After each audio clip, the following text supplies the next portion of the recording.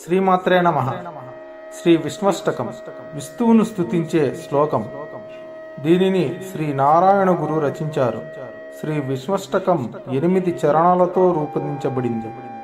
ఇది విష్ణువు తన భక్తులకు రక్షకునిగా వర్ణిస్తుంది. విష్ణు అష్టకాలను క్రమం తప్పకుండా పఠించడం వల్ల పాపాలు వాటి ఫలితాలు తొలగిపోతాయి. శ్రీ విష్ణుష్టకం. విష్ణుం విశాలారుణ పద్మనేత్రం విభాంతమీశాంబుజయోని పూజితం సనాతనం సన్మతిశోదితం పరం పుమాంసమాధ్యం సతతం ప్రపద్యే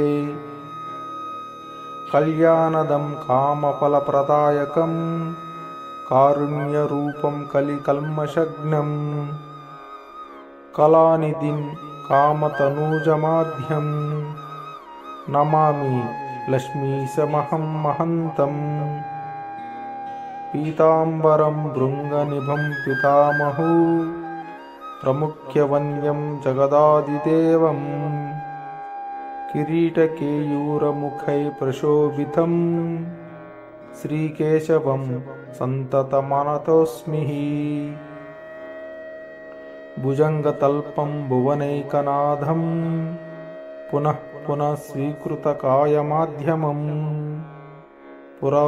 పురందరాధ్యైరపి వందితం సదా ముకుందమత్యంత్యమనోహరం భజే క్షీరాంబురాసేరభితః స్ఫురతం శయానమాద్యత విహీనమవ్యయం సస్సేవితం సారసనాభముచ్చై విఘోషితం కేశినిఘాదనం భజే భక్తార్తిహంతారమహర్నిశం తం మునీంద్రపుష్పాంజలిపాదపంకజం భవఘ్నమాదారమహాశ్రయం పరం పరాపరం పంకజలోచనం భజే నారాయణం దానవకాననాలనం నతప్రియం నామవిహీనమవ్యయం హర్తుం భవో భారమనంతవిగ్రహం స్వస్వీకృతక్షావరమీడితోస్మి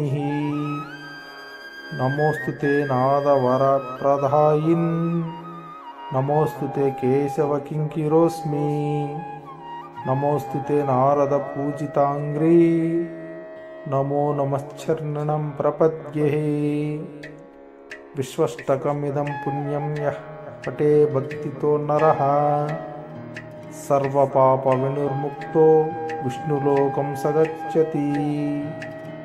ఇది శ్రీ నారాయణ గురు విరచితం శ్రీ విష్ణుష్టకం.